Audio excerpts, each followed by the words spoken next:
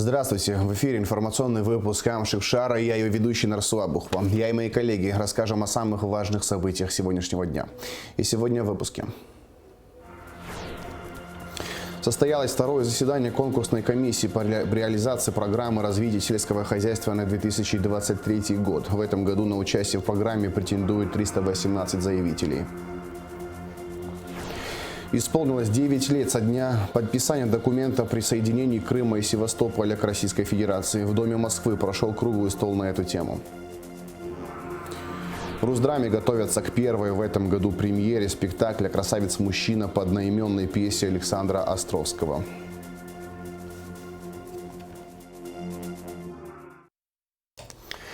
Аслан Бжаня подписал указ о призыве в апреле-июне граждан Абхазии на военную службу и увольнении с военной службы граждан, проходящих военную службу по призыву. Согласно указу, военный призыв пройдет с 1 апреля по 30 июня. Призываются граждане в возрасте от 18 до 27 лет, не пребывающие в запасе и подлежащие призыву. Военнослужащие, срок службы которых истек, будут уволены.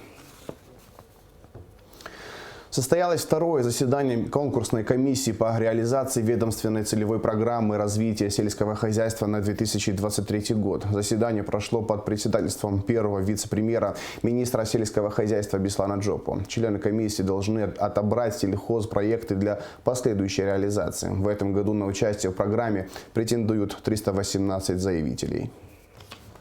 Ведомственная целевая программа развития сельского хозяйства на 2023 год предусматривает реализацию проектов сельчан сразу по нескольким направлениям – растениеводство, животноводство, рыбная отрасль, переработка сельскохозяйственной продукции. Всего на эти цели из республиканского бюджета выделено 100 миллионов рублей. Из них 10 миллионов будут направлены на приобретение химических препаратов для лечения сельхозкультур. На первом этапе конкурсная комиссия утвердила состав рабочих групп для изучения проектов с выездом на место их реализации. Приказом министра были утверждены 8 рабочих групп из числа членов комиссии и специалистов Минсельхоза. Изучение каждого проекта проводилось в присутствии специалистов местной администрации. В этом году было подано 318 сельхозпроектов. 318 проектов составляют 192 миллиона 248 тысяч рублей. Мы располагаем, к сожалению, пока в этом году из 100 миллионов, помимо препаратов, которые мы приобрели, около 90 миллионов. И поэтому мы сегодня должны из 275 проектов на сумму 174 миллиона с лишним отобрать с вашей помощью, с условием того, что вы провели работу и практически знаете, у всех участников побывали, и всю картину вы знаете. Мы должны вот так коллегиально принять решение и отобрать проекты именно на ту сумму, которая у нас отпущена. В ходе совещания Беслан Джопу рассказал о проделанной работе по реализации ведомственной целевой программы развития сельского хозяйства за 2021-2022 годы. Так, за 2 года был одобрен 251 проект на сумму 154 миллиона 295 тысяч рублей. По растениеводству было 108 проектов на сумму 49,5 миллионов. 91 проект многолетних садов на площади 82 гектара. То есть мы смогли, может это немного, но для нас, для того бюджета, который нам отпущено, мы ввели в оборот земли 82 гектара.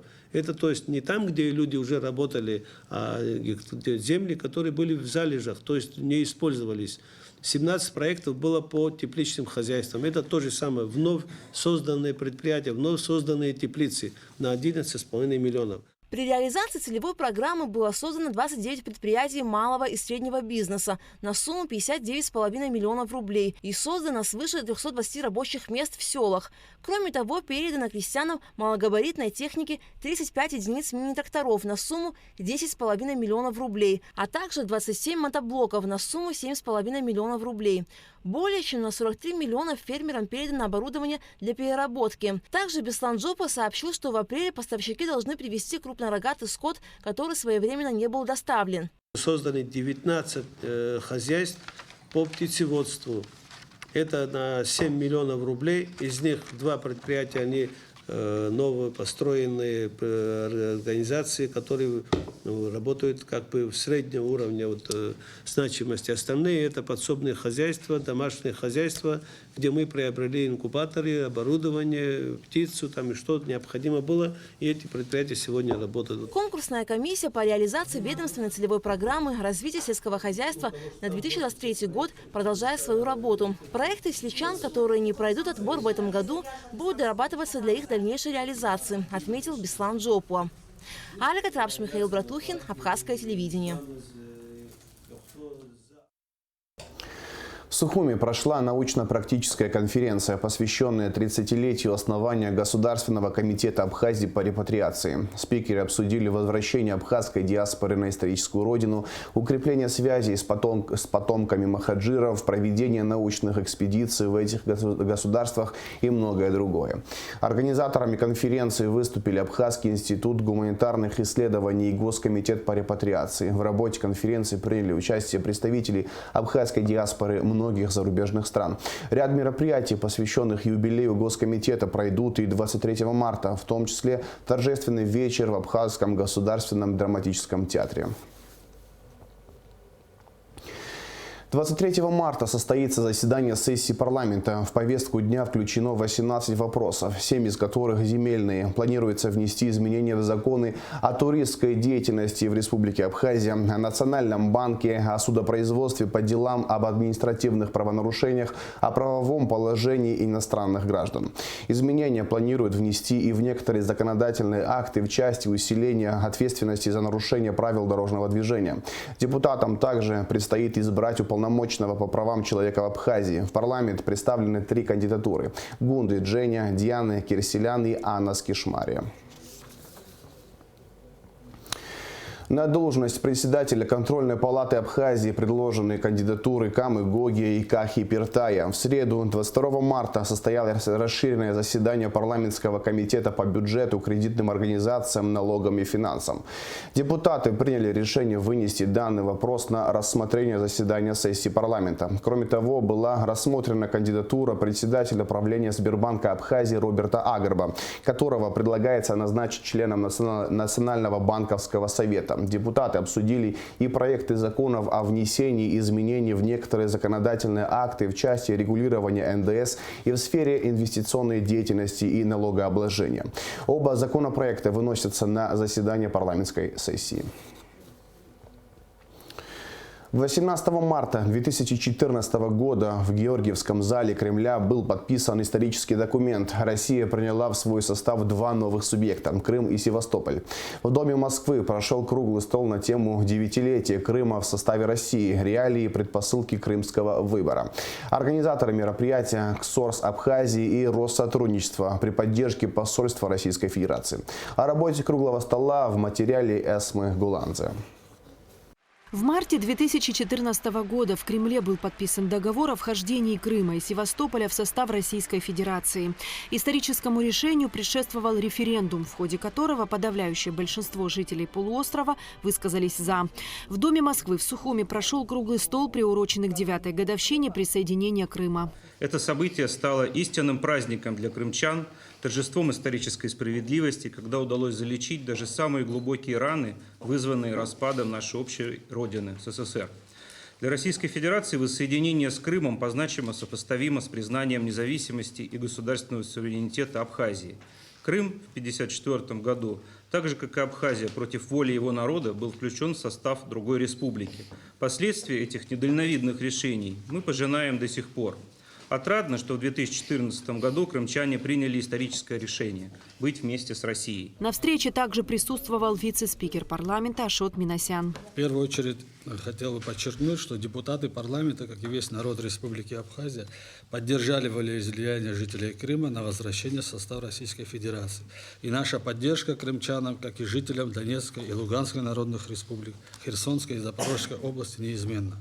Должен отметить, что свое мнение о ситуации, которая 9 лет назад сложилась вокруг Крыма и юго-востока Украины, неоднократно высказывали на своих встречах парламентарии Республики Абхазия, Приднестровской Молдавской Республики и Республики Южная Осетия, Объединенной межпарламентской ассамблеи государств-участников сообщества за демократию и права народа. Участники круглого стола говорили об изменениях, произошедших на полуострове за 9 лет. Обновилась инфраструктура, построены дороги, появилась федеральная трасса Таврида, Крымский мост, аэровокзальный комплекс и другие крупные объекты. Не менялось ничего, все просто приходило потихонечку, да, в упадок. И со временем как бы строительство никакое новое тоже не начиналось, инфраструктура тоже приходила в плохое состояние. Что хочется сказать сейчас? На сегодняшний день мы, например, с Крымом начали плотно общаться в 2018 году. Вот. И в 2018 году у них стало все намного уже прогрессивнее, лучше, и они даже в какой-то мере стали нас обгонять в развитии вот туротрасли. Приезжая сегодня в Крым, я вижу хорошие дороги, я вижу, как восстанавливаются санатории, я вижу, как строятся новые дома, как у людей улыбки на лицах становятся шире. Правда, от того, что они полноправные хозяева своей земли, они россияне. И неважно, какая у них национальность, они россияне. Крым был не впервые присоединен к России. В 1783 году императрица Екатерина II подписала манифест о принятии полуострова в состав Российской империи. Если брать ретроспективно, Хрущев в 1953 году приходит к власти, Сталин умирает в марте, да? В марте 1953 года. Затем приходит Хрущев, и ему не хватает, почему возникает, он развенчивает культ личности, почему он отдает Крым Украине, ему явно не хватает ресурсов. Умер отец народа, кто ты такой? Видимо, идет этот процесс в обществе. И для того, чтобы склонить элиту в свою сторону, украинскую элиту, а Украина – это житница России, да, он отдает Крым, включает ее в состав Украины. После распада СССР Крым стал частью Украины до решения перейти в состав России в 2014 году. В этом же году между Абхазией и Крымом начала работу Межправкомиссия по развитию торгово-экономического, научно-технического и гуманитарного сотрудничества. Буквально на прошлой неделе был подписан договор о сотрудничестве в сфере туризма, если я не ошибаюсь. В декабре к нам по линии спорта приезжал министр спорта Республики Крым. И, разумеется, в сфере молодежи также идет сотрудничество. Замечательный форум Таврида, на который приглашают наших представителей с Абхазии, наших граждан принять участие. Очень множество, огромное количество площадок по всей территории России, где наши ребята взаимодействуют с некоммерческими организациями крымскими. И, разумеется, эти отношения не развиваются. В ходе дискуссии собравшиеся высказали мнение по историческим, политическим и социальным аспектам воссоединения Крыма и России. Эсма Гуланзе, Алексей Гухава, Абхазское телевидение. В Южной Осетии с 4 по 7 апреля пройдут Дни культуры Республики Абхазия. Жители и гости Цхинвала познакомятся с творчеством Государственного молодежного театра и Государственного заслуженного ансамбля народной песни и танца Абхазии. Торжественное открытие Дней культуры Абхазии состоится 5 апреля в Государственном драматическом театре имени Хитагурова показом спектакля «Третий день войны» по мотивам рассказов народного писателя Абхазии Шалоди Аджинджел. 6 апреля запланированы концерты Государственного заслуженного ансамбля народной песни и танца и артистов абхазской эстрады. В Русдраме готовятся к премьере спектакля «Красавец-мужчина» по одноименной пьесе Александра Островского. Это первая премьера театра в текущем году. Она приурочена к 200-летию со дня рождения русского драматурга. Эскиз спектакля был рожден в творческой лаборатории Русдрама еще в декабре и выбран зрителями в качестве лучшего из представленных. На одной из репетиций побывала наша съемочная группа. Репортаж Сарии Кварасхили. Я полюблю всякую женщину, если она того стоит и меня любит. Только нужно развестись с женой. Если вам деньги нужны на развод, так я дам, сколько потребуется. Спектакль – своего рода комедия русской жизни, стиснутой двумя стихиями – души и денег. И в этом водовороте бьется любовь. Искушенного зрителя ожидает злободневная семейная история и смешные, трогательные, обольстительные, коварные персонажи. Красавец-мужчина Осман Абухба. Для молодого актера это не первая главная роль. Однако выступит он в новом для себя качестве. Она необычная для меня, потому что я, можно сказать, первый раз не то что в таком жанре, а просто в такой роли, которая, в принципе, мне кажется, что она мне не совсем подходит, но в этом персонаже, в моем, есть некое зерно, которое, потом зрители сами его увидят, которое прощупывается. И вот от него я отталкиваюсь и как бы стараюсь создать этот образ не совсем хорошего мужчины, и красивого, почему, не знаю, почему так решили, но как бы я пока нахожу, пока ищу, щупаю пока, поэтому мне сложно сказать, чем он конкретно отличается от других моих ролей, но пока в поисках. Аманда Кварацхеля играет роль Зои, которая вышла замуж за красавца-мужчину и всю семейную жизнь жила своей любовью к нему, в доверии и согласии, в розовых очках. Он промотал деньги, она любит его. Он готов бросить ее и жениться на деньгах, она готова купить его любовь. И все они не очень счастливы в этой истории. Аманда о своей героине говорит так. Женщина 6 лет в браке, а ведет себя как девчонка. Наивная, влюбчивая, доверчивая, ведомая и удобная. Ставятся такие важные вопросы, как деньги или человеческая душа, деньги или любовь, деньги или какие-то моральные жизненные принципы. И эти люди, которых вы увидите, придя на премьеру, они выбирают деньги. И только одна Зоя живет любовью. И только для Зои важна душа. Сопряжено это с нашей Абхазией или нет, я скажу да. Спектакль «Красавец-мужчина» приурочен к празднованию 200-летия со дня рождения Островского. История оставила титул великих и гениальных только за теми писателями, которые умели писать для народа, и только их произведения пережили века. Такие произведения со временем делаются понятными и ценными и для других стран, и, наконец, для всего света, говорит режиссер спектакля Ирина Дремова. С наследием Островского раньше Ирина не работала, но проходила его творчество в студенческие годы. Интересная речь, то есть это речь того времени, и у него даже построение предложений по-другому. Мы уже даже так не мыслим. У нас мысли уже в голове по-другому строятся, нежели говорят персонажи. И на это тоже тяжело перестраиваться. И мы стараемся балансировать на том, как думают персонажи, и думаем мы.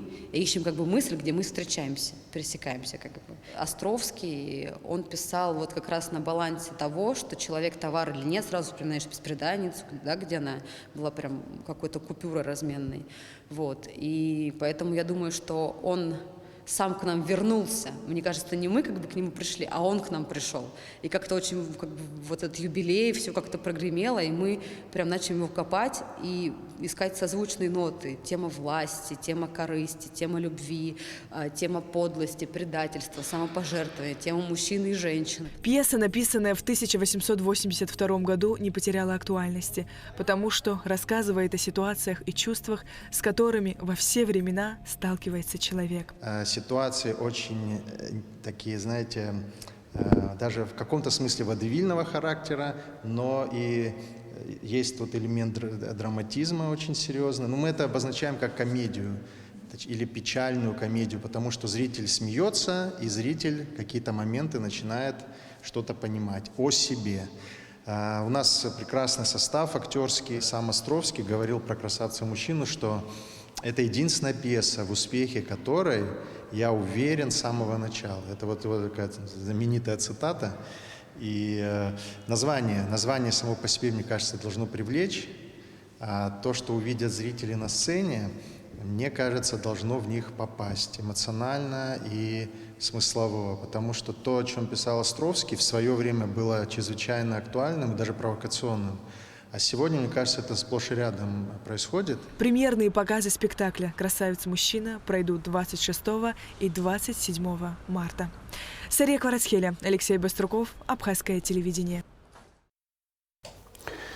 23 марта – начало месяца Рамадан, сообщает руководство Единого духовного управления мусульман Абхазии. На протяжении Рамадана мусульмане обязаны соблюдать пост. Пост могут не соблюдать только дети, пожилые люди, физически нездоровые и находящиеся в путешествии. Также в этот месяц верующие чаще посещают мечети, чтобы совершать коллективные молитвы и предаться чтению Корана. Следующий день после окончания священного месяца для мусульман считается праздничным Аур-Чранега, Ураза Байрам, когда каждый состоятельный мусульманин жертвует продукты питания в пользу неимущего, после чего в мечети совершается коллективная праздничная молитва. В завершении выпуска расскажем о погоде.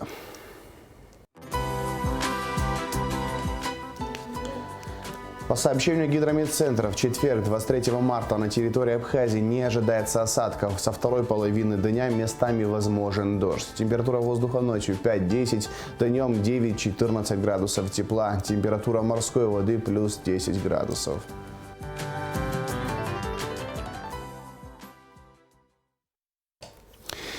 На этом завершен информационный выпуск Амшикшара. До свидания. Всего хорошего.